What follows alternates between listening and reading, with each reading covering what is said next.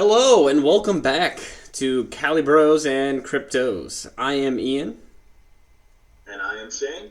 And today we want to talk a little bit about when you're on an exchange, you hear about all these cryptocurrencies. There's tens of thousands of cryptocurrencies out there.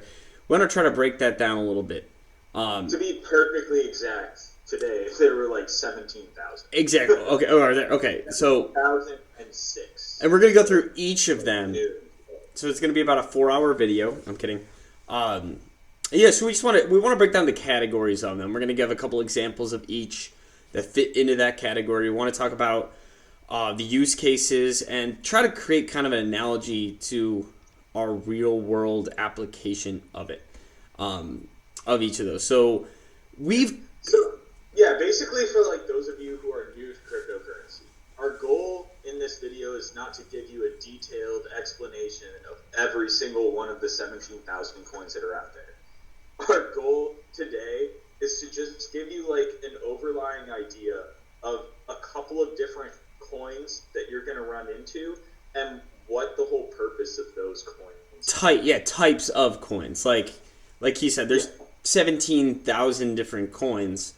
We want to kind of and I guarantee if you ask anyone who's been in the crypto space long enough, they'll give you a different explanation. This is our version of it. This is how we have simplified it for ourselves, and we think it's pretty simple in itself. So, but yeah, just to get into that, the first type of coin, stablecoins. Shane, what are those? So stablecoins are basically coins that are somehow mathematically always pegged to the US dollar. So whether they need to increase the supply of the coin whenever they get money coming in, or decrease the supply when they get money coming out. Now there are lots of different ways that these coins do that, and I'm not going to get into like the different types of stable coins, but the general consensus here is that you need coins to be able to be equal to the US dollar, the US currency for specific reasons within the crypto space. Okay, so and if you ever see, because I remember going on like a site where you can see all the different cryptocurrencies and how they're doing. If you ever see a coin going like that, it's a stable coin. It's almost always a stable coin because that means it's a dollar. It's never going. I'm not going to make a lot of money on a stable coin, right, Shane? On the value of the stable coin going up.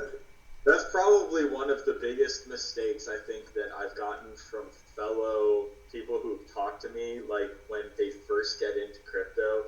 And I just kind of chuckle because I know that they're well intended, but like I'll hear them in the background just saying like, "Oh man, Tether's having a really bad day today. They're down when everything else is up, but they're like down 0.02% because they dropped from $1 to like 9.9998 cents or something like that." So okay, and I guess that kind of begs the question: why would you have a stable coin? Because why wouldn't you just use a dollar to buy a cryptocurrency?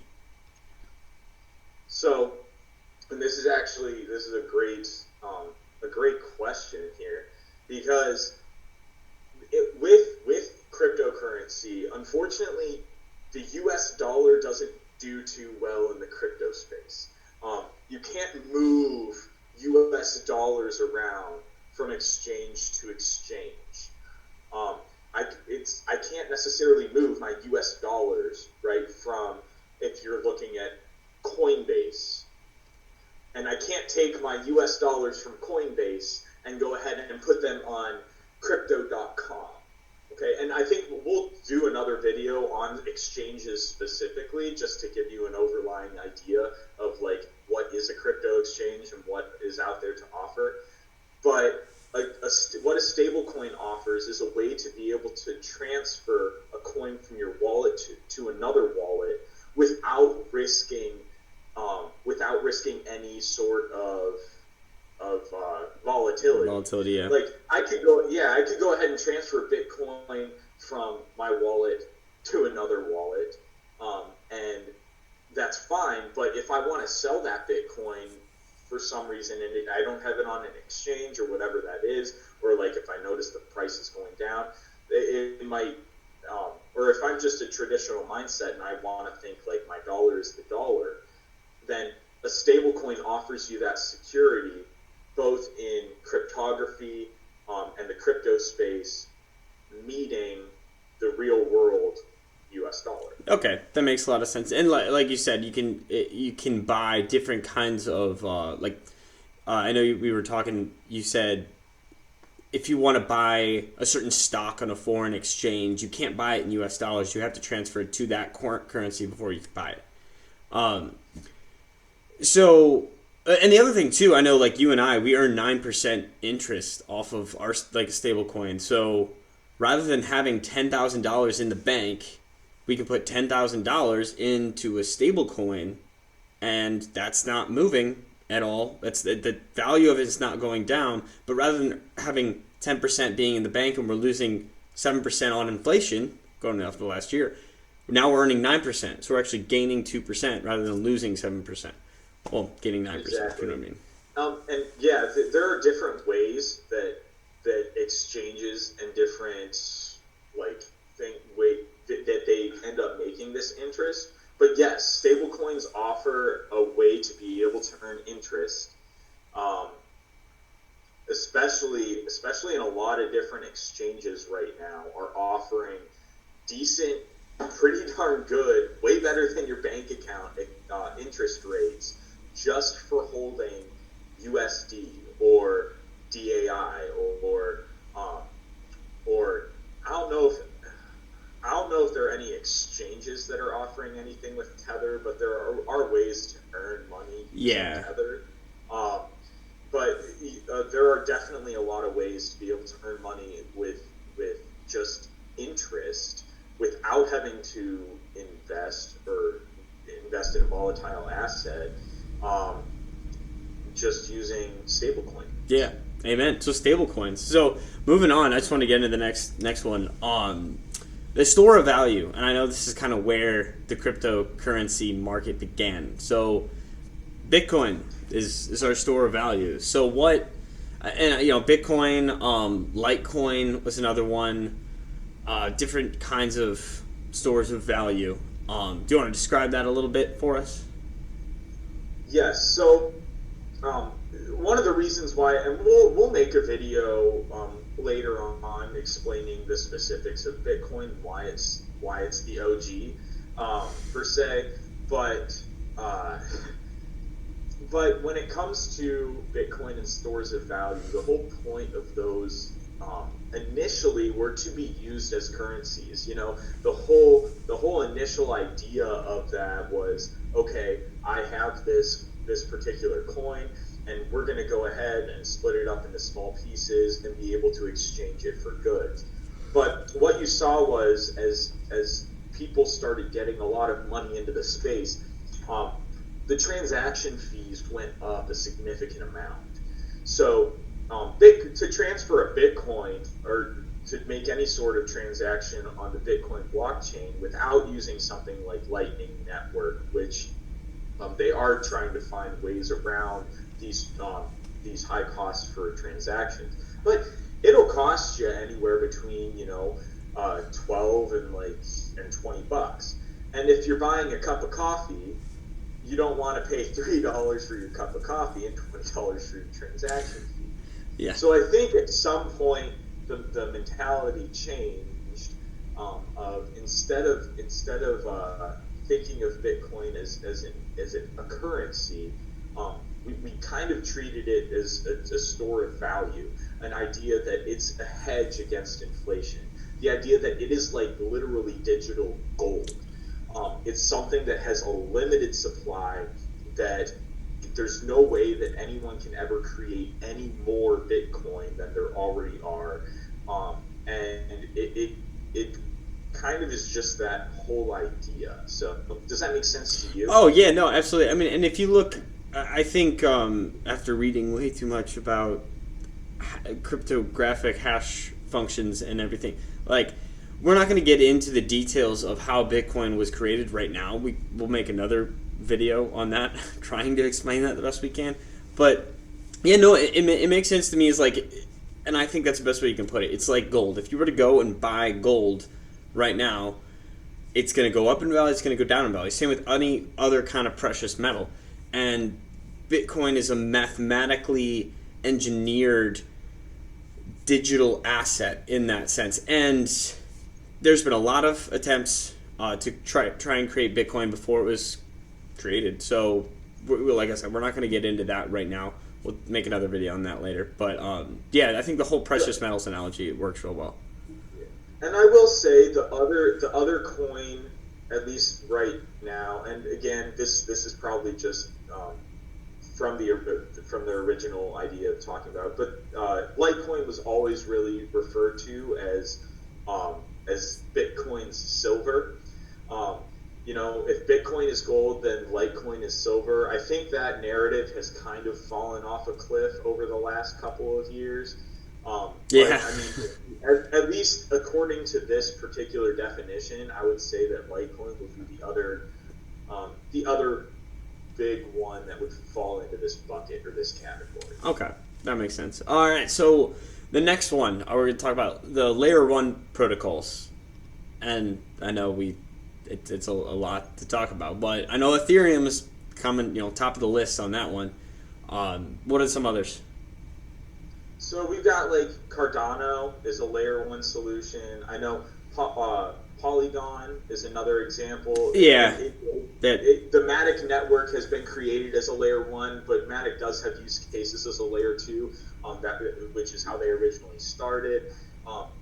You have Solana, which is a layer 1, and there are a lot of other ones out there that I'm not going to go too deep into the list, but those are a lot of the ones in the top 10 there that we can go ahead and talk about, and just a little bit about how they work. So okay, so I'll let you take the reins on this one to go ahead and maybe give a little bit of an explanation here with like Ethereum, and if you want to go ahead and bounce questions off of me, that's perfect. Yeah, no, I was thinking, so like I know the smart contracts is a whole other ball when we get into the DeFi game, but we won't talk about that right now. But the way I understand it is it's similar to the internet, and how like to access the internet. It was funny. I asked my fiance this the other day. I'm like, "How do you get on the internet?" She's like, "I open the internet." And I'm like, "Yes, but what are you using to open the internet?" And it took a while, but she's like, and she's probably gonna watch this at some point and smack me. But she's like, all right, I finally got her say, "Oh, I use Internet Explorer or Chrome or one of these."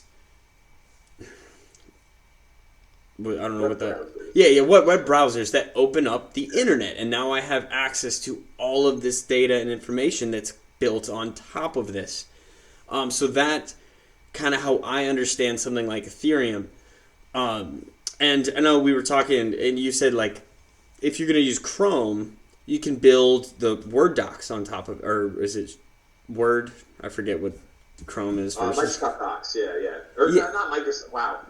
You have Google Docs. Google Docs, there you go. Yeah, Google Docs, Google Sheets, YouTube. All these things that are built on top of the same company. It's a very centralized company. Ethereum is very decentralized in nature, versus having one company. Go back, watch our video on decentralization to differentiate the two there. But you have a very decentralized network that provides power to all the users rather than one central company. So that's kind of how I understand it. If you wanted to jump on that. No, that's perfect. And actually, I think this would be a good way to go ahead and segue into our final kind of the use case coins. Exactly, into our final little bracket here, which would be use case. It's not our final bracket, but it basically is our final bracket. Exactly, yeah. So we wanted to kind of make things simple, so we kind of just came up with a couple of categories. However, there are hundreds of different use case coins that are trying to do different things. You have play to earn tokens, which are trying to incorporate cryptocurrency within the gaming community. You have something like Polkadot, which is like a layer 0, which is trying to bring together all of these layer 1 solutions. Yeah. Yeah, into essentially like one blockchain. You have Chainlink, which is trying to bring information from one blockchain and let another blockchain use it. So this would, to give like the analogy with this, going right off of Ian's Chrome browser analogy, all of these use case coins are like those apps. If iOS, if the iPhone or operating system or Apple operating system is the Ethereum network or the layer 1, all of these apps, or in this case dApps, DAPPS, because it's decentralized applications, all of these dApps are like those apps that are on your phone, or the apps that are within your Chrome browser that you can go ahead and download and use within that particular network. And there are so many different use cases that within the financial world and outside the financial world that a lot of these projects are going ahead and trying to bring. So anything from a decentralized Oracle to a decentralized supply chain, or arguably decentralized supply chain tracking system, and that's really, really cool. Some of the stuff that's happening, and like she said, we won't get too detailed into all of the different kinds of apps, but like you said, you build it on top of that. So that kind of wraps up for the most part, in our opinion, the ones that you would invest in because they actually carry value in some way, shape, or form. But there is one final category we should touch on. And Shane, the meme category. I love Dogecoin, so I'm gonna put all my money into Dogecoin because it's gonna go up in value in the long run. All right, yeah. So let's get into meme coins just for a little bit at the end of this video. So I know kind of Elon Musk really took meme coins and like literally just poured gasoline onto the fire last year with all of this. But Dogecoin was the original meme coin, and there have been like a billion that have popped up ever since. Well, and how was it created? Like what? Why did they create Dogecoin? The creators of it. So Dogecoin was literally created as a joke.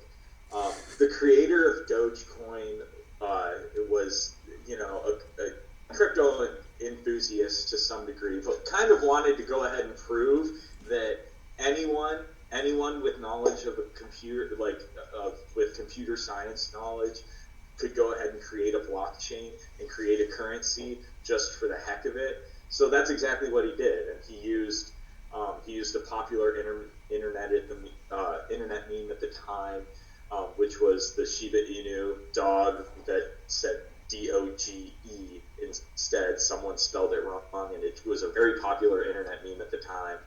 And he used that to kind of put his blockchain and his currency out there, and people bought it. He didn't. Because they thought it was funny. At the time, they bought it just because they thought it was funny. And I think it wasn't until really like last year, around January, February, that people actually started buying it because they wanted to make money. Yeah. He sold out. He sold it. He sold his and bought a Honda Civic, probably like $20,000 worth. And if he would have kept that, he'd be a millionaire. So it's funny. It's crazy, yeah. And I'm not necessarily saying that you can't make money with meme coins. You can. There are lots of coins with funny names that have no use case whatsoever that people create to go ahead and literally just pump the coin up, get people excited about it, see, oh my gosh, this coin went up, 4,000% in a matter of hours, or 10,000% in a matter of a day. I need to get in on this, and then they'll buy that coin, and everybody who bought in at the very beginning or who created the coin will just sell, and everybody ends up losing their money. So yeah, and we could get into the liquidity side of it, and too. We don't have to right now, but I think, and I agree. I think Meme coins are very, very volatile. Most of them don't have any form of use case. Most of them have a ton of coins in supply, so it makes the price look really, really small when it's actually not. And we'll do another video on market capitalization and how much a coin actually costs. But yeah, so that's our last category there is the meme coins with the Shiba and the Doge and all that. It looks like, let's just put it this way. If you have 1 million Shiba, which I do, I own some Shiba, just to be clear too. I have like 5 million Shiba. It's not going to go to $5 million. It's not going to happen. So, but yeah, so that I think that'll kind of wrap it up there. 5 categories of 5, 6. Is it 5? I think so. Yeah, 5 categories of different kinds of cryptocurrencies. You have the stablecoins, store of values, like Bitcoin. You have the layer 1 protocols, the use case apps, and then you have the meme coins. There you go. So yeah, I think that's a good way to go ahead and kind of condense these 17,000 different coins into 5 pretty generic buckets here. So. Yeah, and I guarantee, like I think we said earlier, you're going to find someone who's really, really well versed in crypto, and they'll tell you their philosophy on it. This is just ours. We think it's pretty easy to understand. And make sure you do your own research. Read the white paper of whatever cryptocurrency you're investing in to get a good idea. If it's less than a quarter of a page, then I would be skeptical of it. It's usually a pretty complicated thing if it's actually useful. So take a look at that, and also let us know. Drop a comment, drop a like if you can. But drop a comment on any other cryptocurrencies you're wondering, what is this? Where does this fall into? We'd love to answer it as best we can. All right, perfect. Awesome. Well, this has been Kallay Bros and Cryptos. I'm Ian. I'm Shane. And we'll see you next time.